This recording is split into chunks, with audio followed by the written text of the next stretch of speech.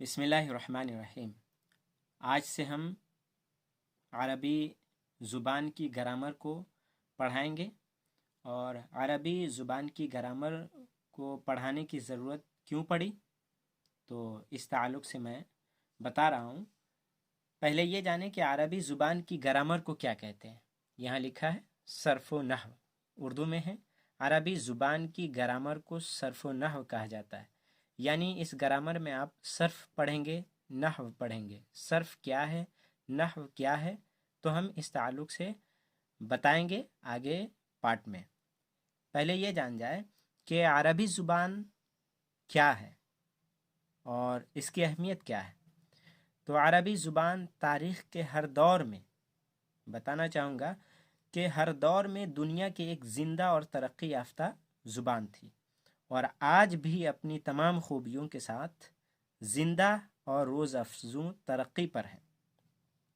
अरबी ज़ुबान में जो अज़ीमुश्शान इल्मी ज़ख़ीरा महफूज है, इसका अंदाज़ा वही लोग कर सकते हैं जो अरबी ज़ुबान को जानते हैं और उससे फ़ायदा उठाते हैं।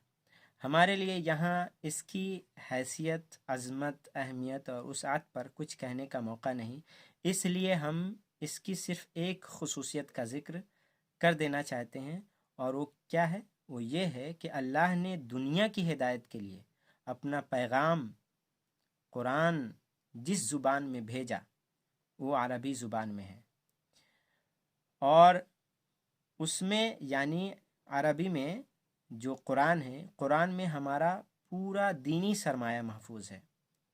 तो कुरान से वाक़फ़ियत हासिल करके जो फ़ायदा हम इस्लाम के अहकाम से उठा सकते हैं, उतना किसी और तरीक़े से नहीं उठा सकते। इसलिए हमारी दीनी हिस्स का अव्वलीन तकाज़ा ये है कि हम अरबी ज़ुबान सीखें और कुरान की हिदायत समझें, उस पर अमल करें और अल्लाह की रज़ा हासिल करें। तो बस इस पार्ट में इतना ही।